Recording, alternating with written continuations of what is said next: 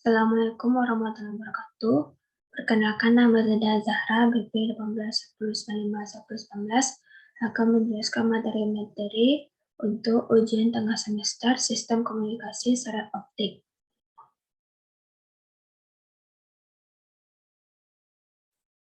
Yang pertama itu mengenai pengenalan sistem komunikasi serat optik, di mana pada teknologi serat optik itu informasi di bawah itu berupa sinyal digital yang digunakan besarannya berupa kapasitas transmisi diukur dalam 1 GB kilometer per second, yang artinya 1 miliar bit dapat disampaikan tiap detik melalui jarak 1 km. Kemudian sejarah perkembangan teknologi serat optik yang pertama pada generasi pertama yang dimulai pada tahun 1970, yang dimana pada generasi pertama ini sistemnya masih sederhana dan menjadi dasar bagi sistem generasi berikutnya yang terdiri dari yang pertama ada encoding, yaitu mengubah input menjadi sinyal listrik. Kedua itu transmitter, yaitu mengubah sinyal listrik menjadi gelombang cahaya termodulasi berupa LED dengan panjang gelombang 0,87 mikrometer. Kemudian ada serat silika, yaitu sebagai penghantar gelombang cahaya. Kemudian repeater sebagai penguat gelombang cahaya yang melemah di jalan. Kemudian receiver, yaitu mengubah gelombang cahaya termodulasi menjadi sinyal listrik berupa fotodetektor. Kemudian ada decoding, yaitu mengubah sinyal listrik menjadi output. Kemudian repeater ini bekerja dengan mengubah gelombang cahaya menjadi sinyal listrik, kemudian diperkuat secara elektronik dan diubah kembali menjadi gelombang cahaya. Kemudian pada tahun 1978 dapat mencapai kapasitas transmisi 10 GB kilometer per second.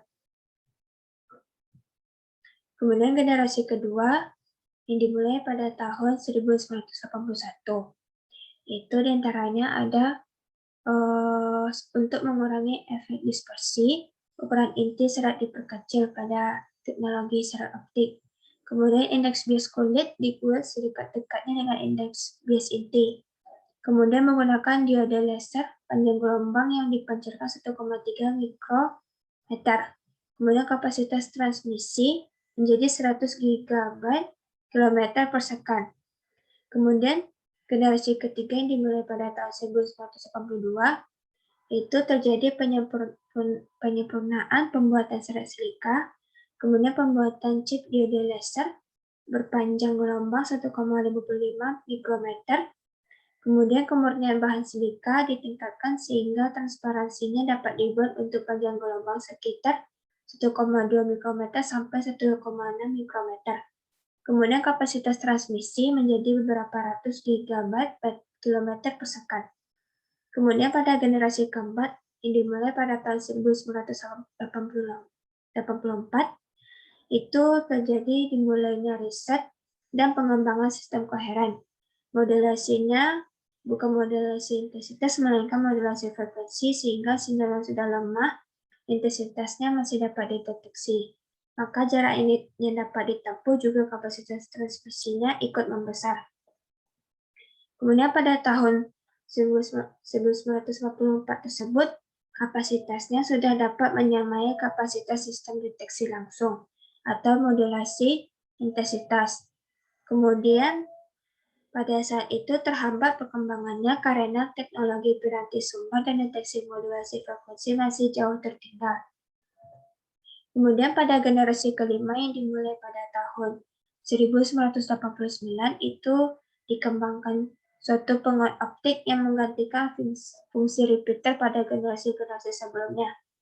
Kemudian pada awal pengembangannya kapasitas transmisi hanya dicapai 400 GB kilometer per second, tetapi setahun kemudian kapasitas transmisinya sudah menembus 50.000 GB kilometer per second. Kemudian pada generasi ke-6 itu di sini pada tahun 1988 Lin F. Molyneux mempelopori sistem komunikasi optik Soliton.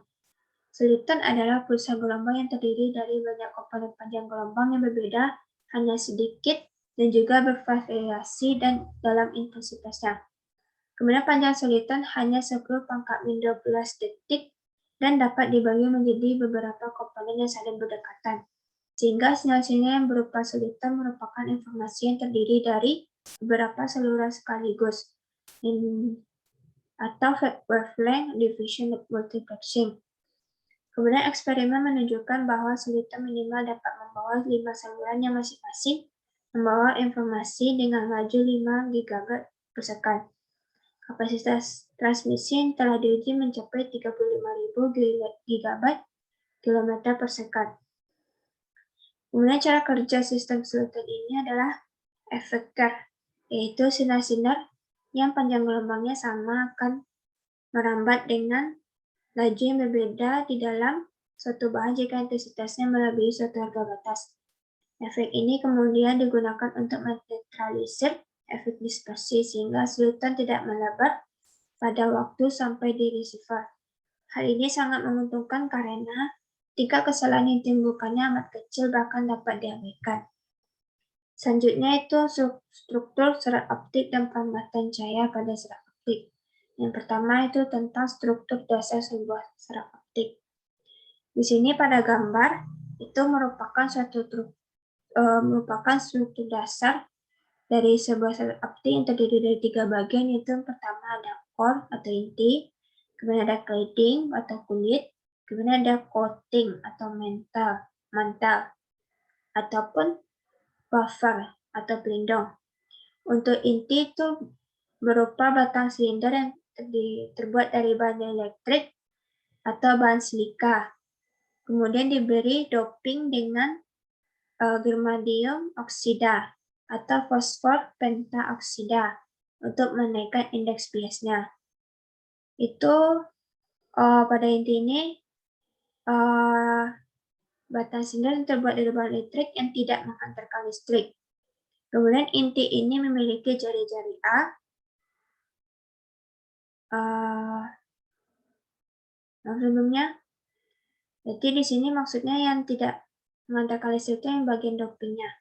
Kemudian inti ini memiliki jari-jari A, besarnya sekitar 8-200 mikrometer dan indeks bias N1, besarnya sekitar 1,5. Inti ini diselubungi oleh lapisan material disebut kulit yang terbuat dari bahan elektrik atau silika tanpa atau sedikit doping. Kemudian kulitnya memiliki jari-jari sekitar 124-400 mikrometer dengan indeks biasnya N2, besarnya sedikit lebih rendah dari N1.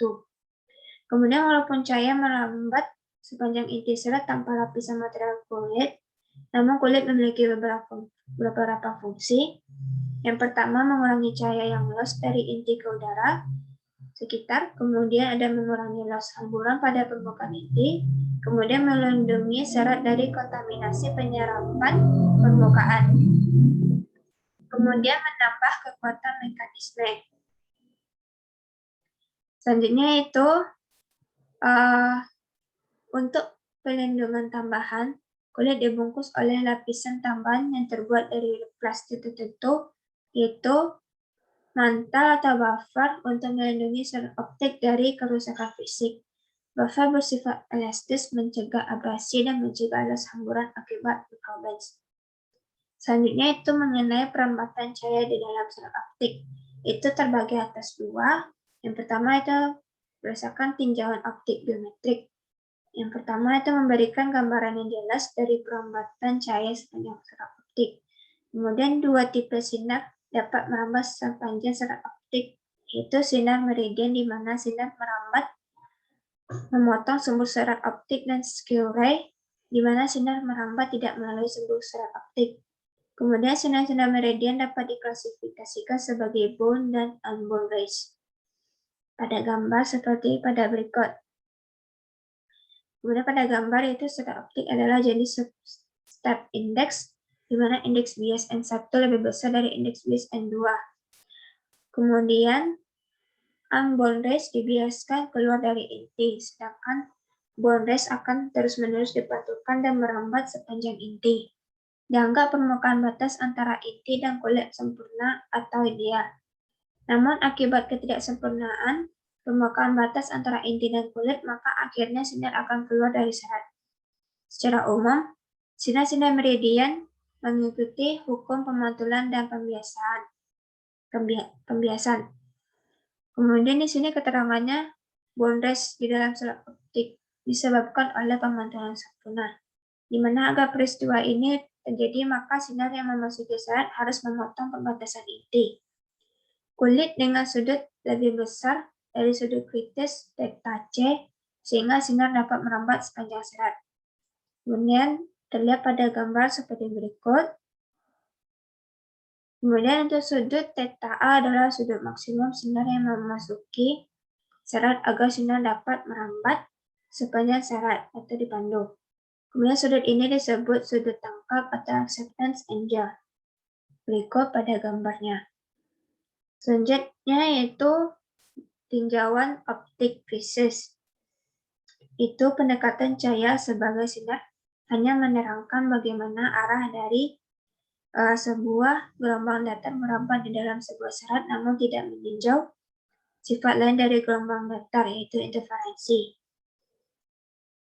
Di mana gelombang datar saling berinterferensi sepanjang perambatan, sehingga hanya tipe-tipe gelombang datar tertentu saja yang dapat merambat sepanjang serat. Maka diperlukan tinjauan optik fisis, yaitu memandang cahaya sebagai gelombang elektromagnetik, yang disebut dengan teori moda.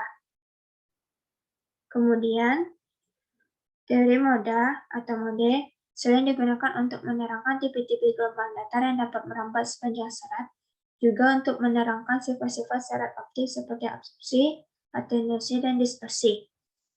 Mode atau moda adalah konfigurasi perambatan cahaya di dalam serat optik yang memberikan distribusi medan listrik dalam transfer yang stabil atau tidak berubah sepanjang perambatan cahaya dalam arah sumbu, sehingga cahaya dapat dipandu dalam serat optik.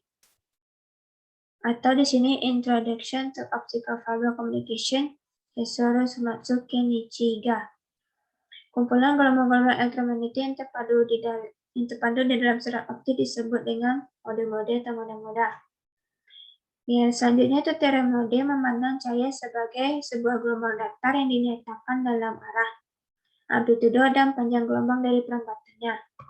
Gelombang datar adalah sebuah gelombang yang permukaannya, di mana pada permukaan ini fasenya konstan disebut muka gelombang, adalah bidang datar tak berhingga tegak lurus dengan arah perambatan. Hubungan panjang gelombang, kecepatan rambat, dan frekuensi gelombang dalam suatu medium yaitu wavelength atau lambda sama dengan C per Fn, yang dimana C sama dengan kecepatan cahaya dalam ruang hampa sama dengan 3 kali 10⁸ meter per detik atau per second. Kemudian F adalah frekuensi cahaya, kemudian N adalah indeks bias medium. Mode juga dinyatakan sebagai kumpulan atau himpunan gelombang elektromagnetik terpandu dari sebuah serat optik. Persamaan Maxwell menyatakan gelombang elektromagnetik atau mode terdiri dari dua komponen, yaitu medan listrik E, XYZ, dan medan magnet H, XYZ. Medan listrik E dan medan magnet H tegak lurus satu sama lain. Mode yang merambat pada serat optik dikatakan transverse.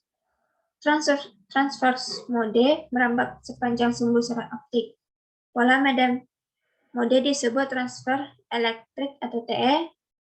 Kemudian pada TE mode, medan listrik tegak lurus arah perambatan, medan magnet pada arah perambatan. Transverse mode lain yaitu transverse magnetic TM mode.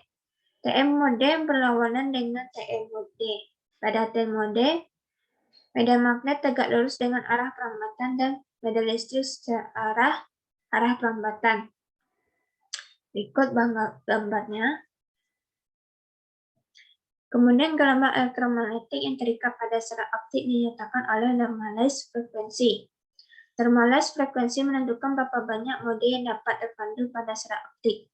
Normalized frekuensi juga berhubungan dengan panjang gelombang cut-off serat optik, di mana normalized frekuensi atau V didefinisikan sebagai V sama dengan 2 PA per lambda, kemudian dikalikan dengan dalam kurung N1 pangkat kuadrat dikurang N2 pangkat kuadrat, N2 kuadrat, tutup kurung, kemudian dipangkatkan dengan 1/2. Keterangannya di mana N1 adalah indeks bias serat dan N2 indeks bias kulit. Kemudian A diameter serat, lambda adalah panjang gelombang cahaya di udara. Kemudian jumlah media yang dapat terpandu dalam serat optik adalah fungsi dari V. Jika V bertambah, maka jumlah mode yang dapat terpandu di dalam serat optik juga akan bertambah. Selanjutnya itu dasar sistem komunikasi serat optik. Itu pada dasar sistem komunikasi terdiri dari transmitter, receiver, dan information channel. Pada transmitter, informasi dihasilkan dan mengolahnya menjadi bentuk yang sesuai untuk dikirimkan sepanjang information channel. Informasi ini berjalan dari transmitter ke receiver melalui information channel.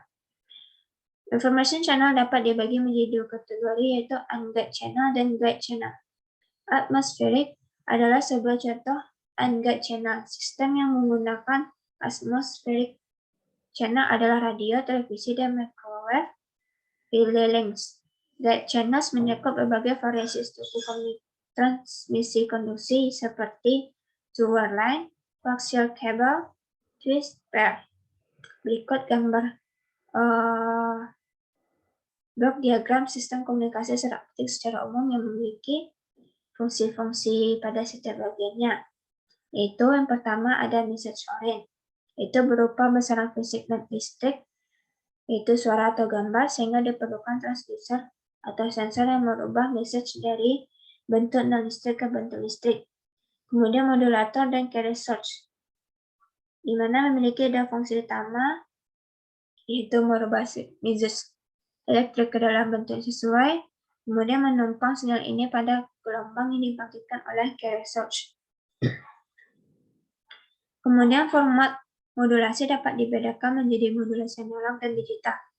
Pada modulasi digital, untuk menumpangkan sinyal data digital pada gelombang carrier, modulator cukup hanya meng-on-kan atau meng-off-kan carrier source sesuai dengan sinyal datanya. Kemudian pada carrier source ini membangkitkan gelombang cahaya di mana padanya informasi ditransmisikan. Yang menggunakan laser diode, LED atau light emitting diode atau LED.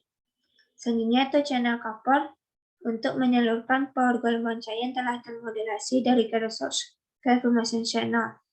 Kemudian information channel atau serat optik, karakteristik yang diinginkan dari serat optik adalah atenuasi rendah dan sudut light acceptance cone yang besar. Kemudian amplifier dibutuhkan pada sambungan yang sangat panjang agar dapat didapatkan power yang cukup pada receiver. Kemudian repeater hanya dapat digunakan untuk sistem digital, di mana berfungsi merubah sinyal optik yang lemah ke bentuk listrik, kemudian dikuatkan dan dikembalikan ke bentuk sinyal optik untuk transmisi berikutnya.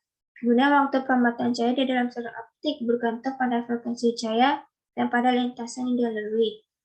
Sehingga cahaya merambat dalam serat optik memiliki frekuensi berbeda-beda dalam rentang tertentu, dan powernya terbagi-bagi sepanjang lintasan yang berbeda. Hal ini menyebabkan distorsi pada sinyal. Kemudian pada fenomena optical Sullivan, efek distorsi ini diimbangi dengan efek non-linear dari serat optik sehingga pulsa sinyal dapat merambat tanpa mengalami perubahan bentuk. Kemudian detektor dan amplifier digunakan fotodetektor yang berfungsi untuk merubah sinyal optik yang diterima menjadi sinyal listrik.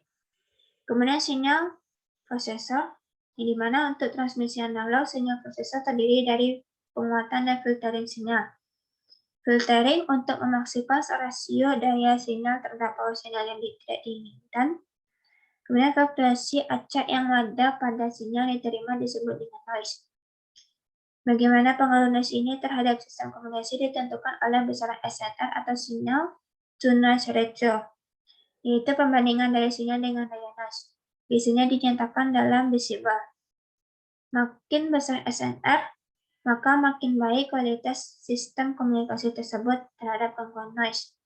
Kemudian untuk sistem digital, sinyal prosesor terdiri dari penguatan dan filteran sinyal, serta rangkaian pengambilan keputusan.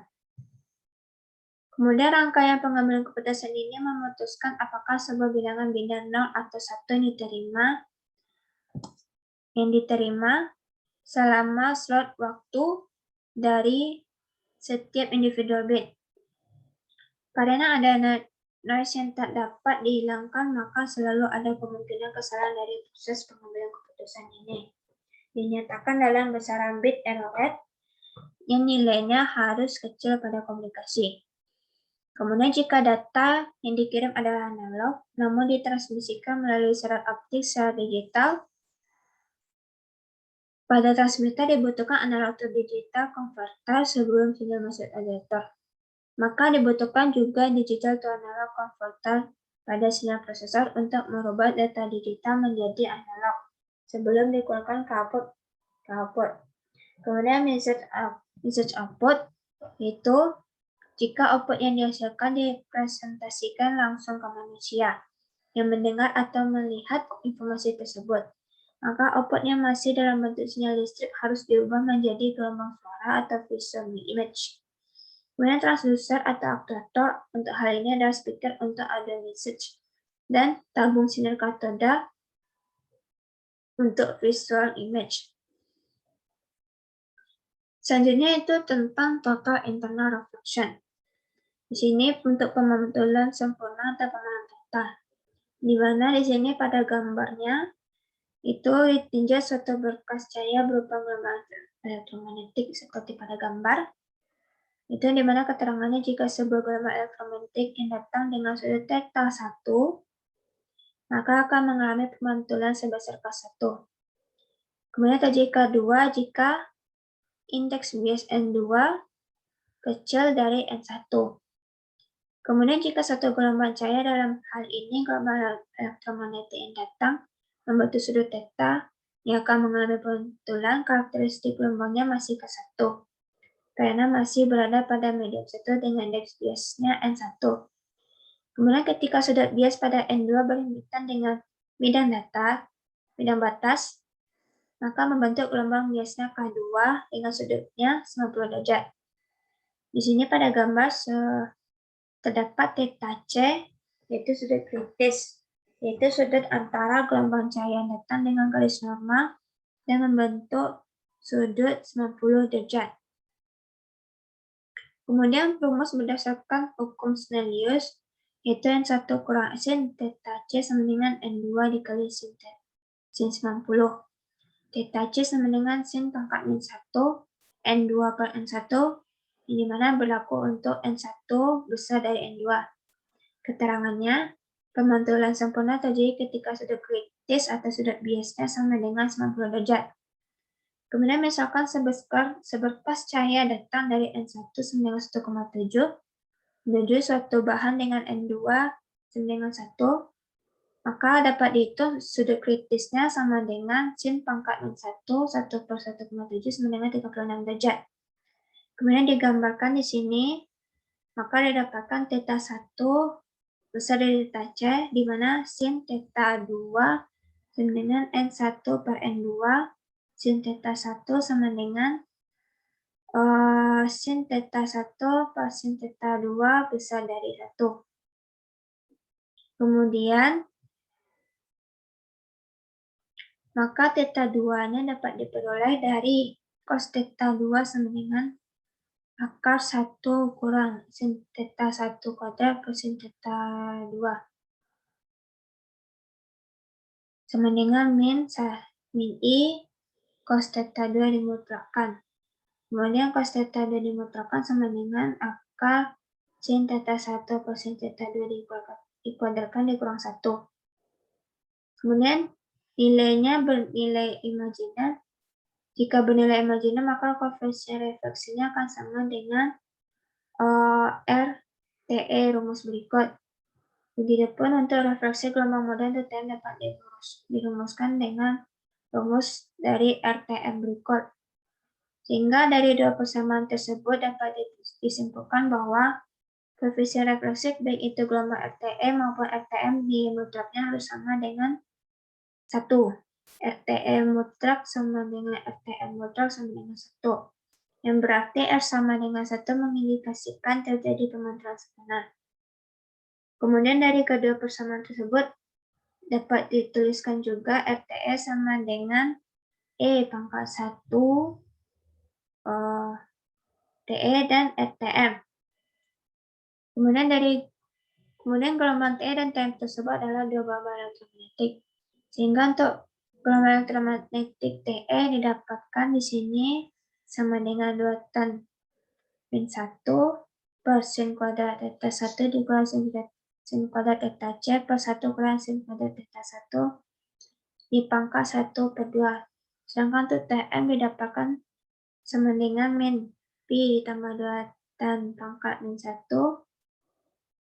dari N1 per N2 pangkat 2, kemudian sin kuadrat theta 1 dikurangi sin kuadrat theta C per 1 dikurangi sin kuadrat theta 1, kemudian dipangkatkan dengan 1 per 2. Kemudian diketahui perbedaan medan fasa dari antara T dan TM ini didapatkan sama dengan min Pi ditambah 2 tan pangkat min 1 cos theta 1 akar sin kuadrat theta 1 dikurang sin kuadrat theta C per sin kuadrat theta 1. Kemudian misalkan suatu medan listrik yang dapat medan listrik yang input masuk ke dalam bahan dielektrik, dapat dilihat bahwa E2 sama dengan E pangkat I dikali omega T dikurang 2R. Sehingga dari persamaan di atas dapat ditulis K2 dot R sama dengan K2 pangkat Z sin theta 2 ditambah K2 X cos theta 2. Kemudian dari hukum Snellius diperoleh seperti yang terlihat. Maka dapat ditulis persamaan hukum Snellius Ka sama dengan N2 omega per C. Untuk pada keadaan total internal refleksi berlaku cos theta 2 sama dengan min cos theta 2 yang dimutlakkan. Maka didapatkan seperti didapatkan K2 dan R seperti yang terlihat pada rumus pada slide. Selanjutnya itu tentang multipath fading. Propagasi multipath adalah perlambatan sinyal antara pemancar dan penerima melalui berbagai lintasan yang berbeda. Lintasan berbeda-beda tersebut mengakibatkan kuat sinyal penerimaan menjadi bervariasi, sedangkan pengertian dari multipath fading yaitu fading yang terjadi akibat propagasi multipath. Sinyal diterima oleh penerima merupakan jumlah superposisi dan keseluruhan dari keseluruhan sinyal, yaitu sinyal loss dan sinyal hasil pemantulan yang dipantulkan akibat banyak lintasan atau multipath. Kemudian di sini dilihat pada gambar bagaimana multipath fading. Kemudian parameter multipath fading yang pertama adalah delay spread, yaitu lebar pulsa dari impuls yang dikirim antara pemancar dan penerima, yang merupakan fenomena alami yang disebabkan oleh propagasi pantulan dan hamburan pada kanal komunikasi. Delay spread dapat menimbulkan interferensi antar simbol karena setiap simbol akan saling bertumbukan dengan simbol sebelum dan sesudahnya. Ada beberapa faktor pada delay spread yang dapat dianalisis untuk dapat menentukan kecepatan bit transmisi agar tidak terjadi ISI atau inter-symbol interference, yaitu mean access delay rata kelebihan waktu tanda, kemudian maximum access delay kelebihan waktu tanda maksimum, kemudian RMS delay spread yaitu root mean square delay spread. Yang kedua yaitu bandwidth coherence, yaitu range frekuensi sepanjang komponen dua frekuensi memiliki korelasi amplitudo yang sangat kuat. Sering juga didefinisikan sebagai bandwidth yang akan dipakai untuk mentransmisikan data informasi. Selanjutnya itu waveguide optik.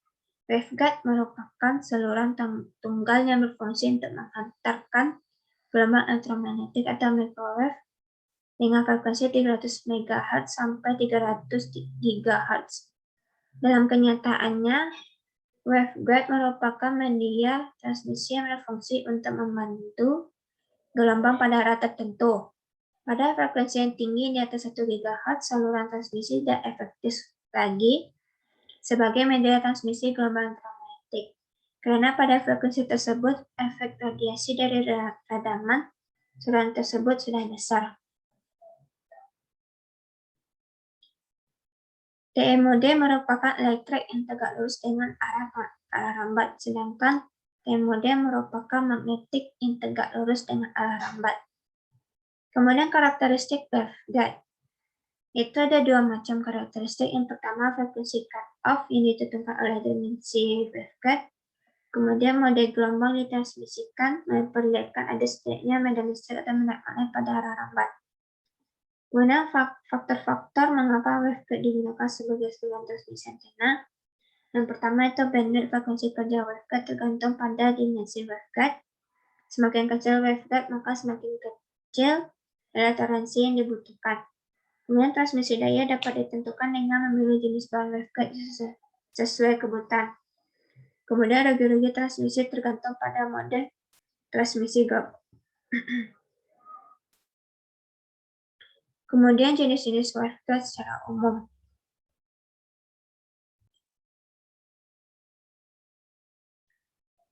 Kemudian keterangan dari gambar tersebut untuk gambar A itu rectangular waveguides biasanya untuk aplikasi gelombang mikro.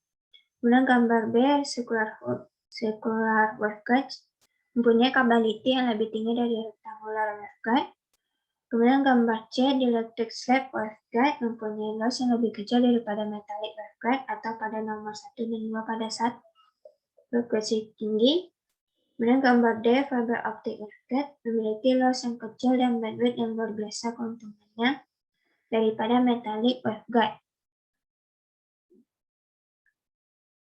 Kemudian A rectangular waveguide. Terdapat persamaan dimensi A kali B, di mana dimensi A untuk menentukan range frekuensi dominan, orde yang paling rendah, dan mode perambatannya.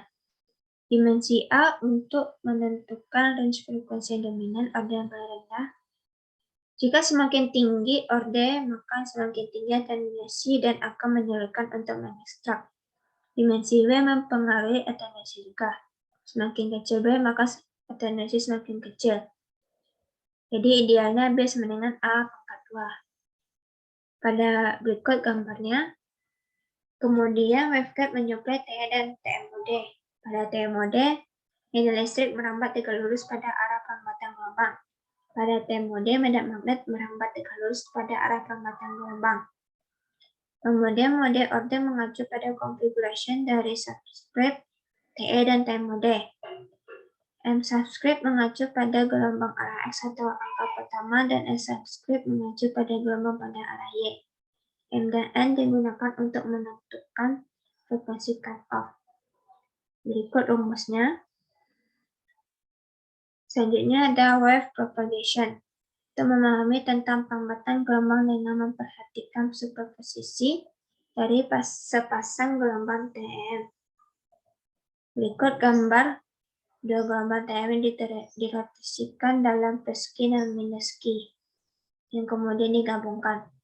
Kemudian karena telah diketahui bahwa E sama pada konduktor yang sempurna, maka berikut ini merupakan gambaran gelombang pada konduktor yang baik tersebut. Kemudian syarat waveguide yang pada rambatan, itu jika panjang gelombang lebih kecil dari nilai kritis pada saat theta sama dengan 90. Seperti di sini theta C didapatkan rumusnya.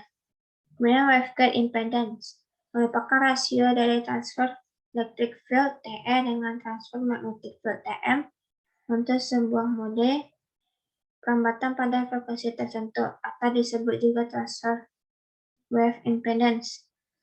Kemudian untuk mode TE tertentu, waveguide impedance dinyatakan dengan persamaan berikut, dan untuk TM modenya sebagai berikut.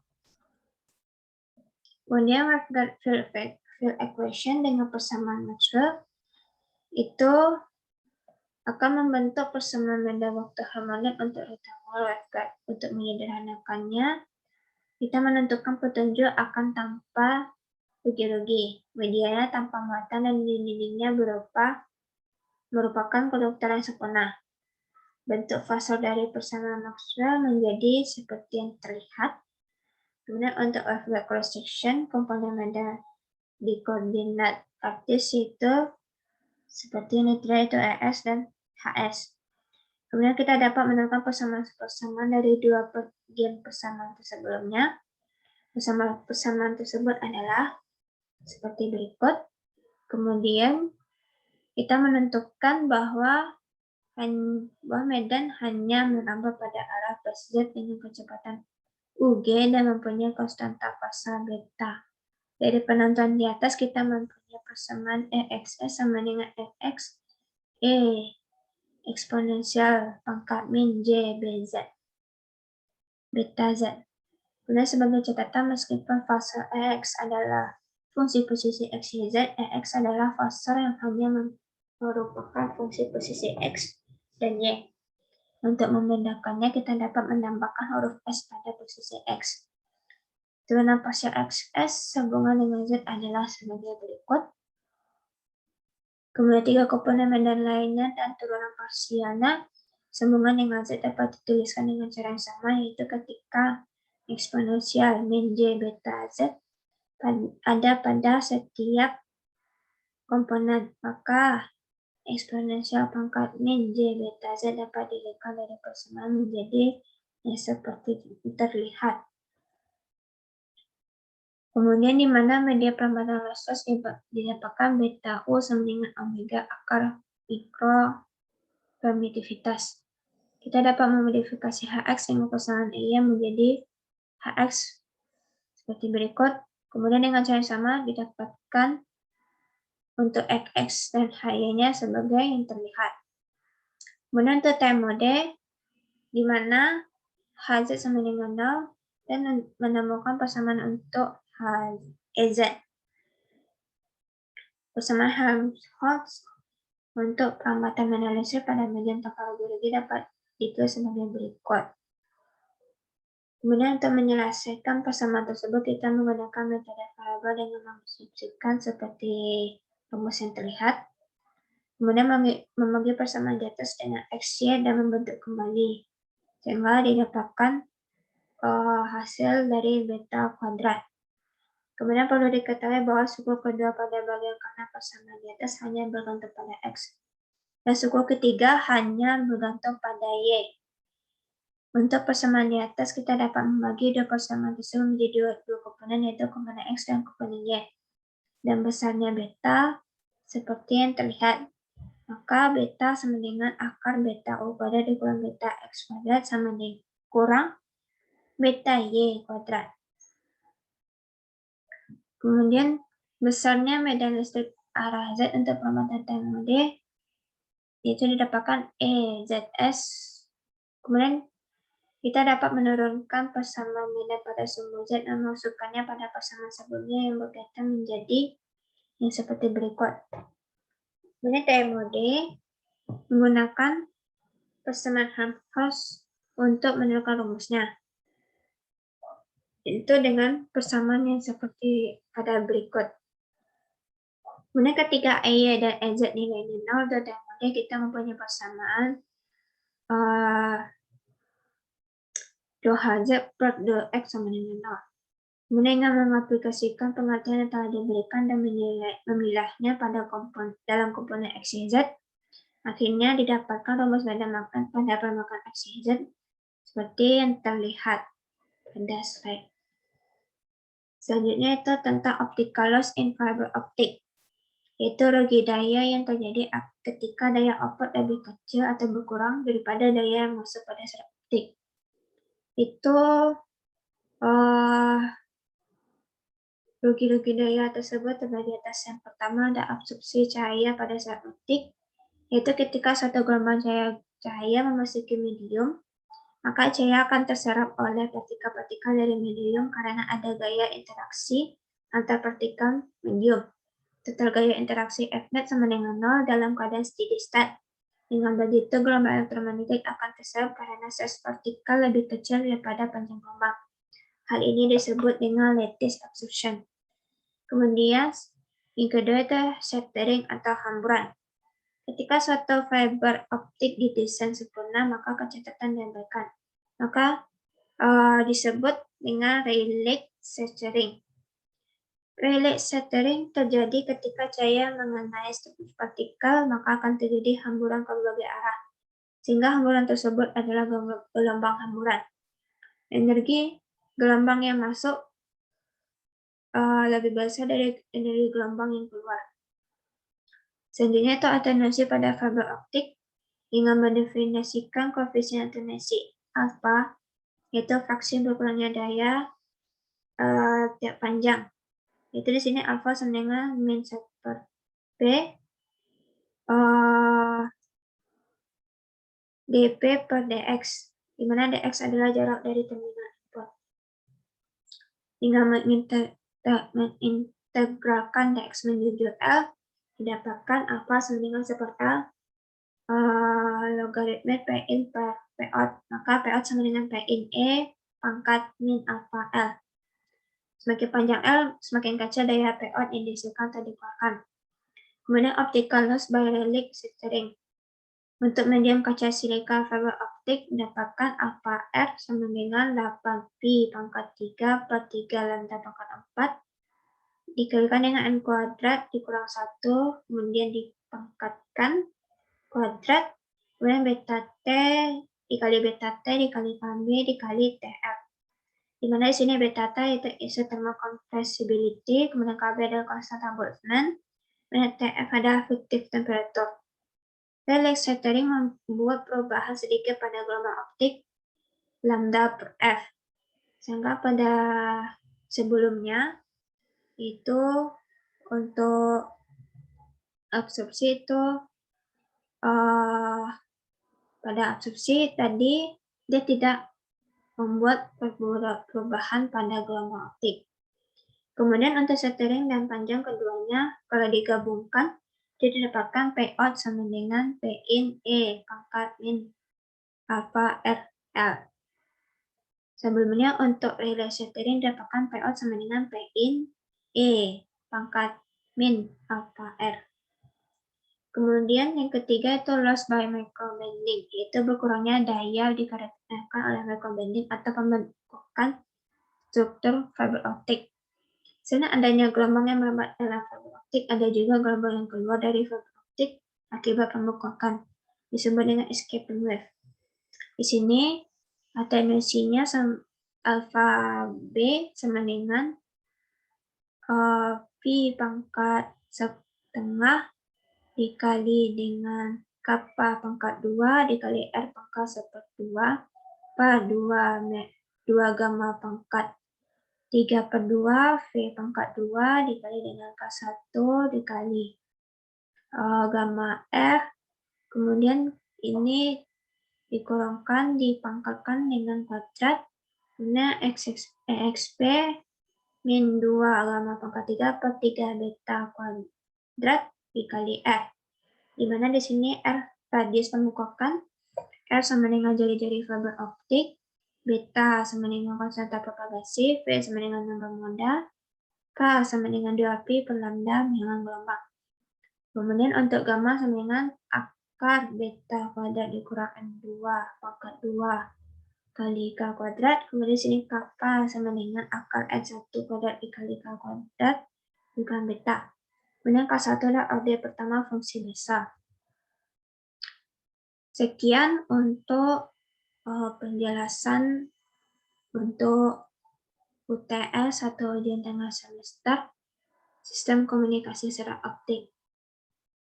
Sekian dan terima kasih. Apabila ada kesalahan maupun kekurangan dalam penyampaian mohon dimaafkan. Wabillahi taufiq wal hidayah. Wassalamualaikum warahmatullahi wabarakatuh.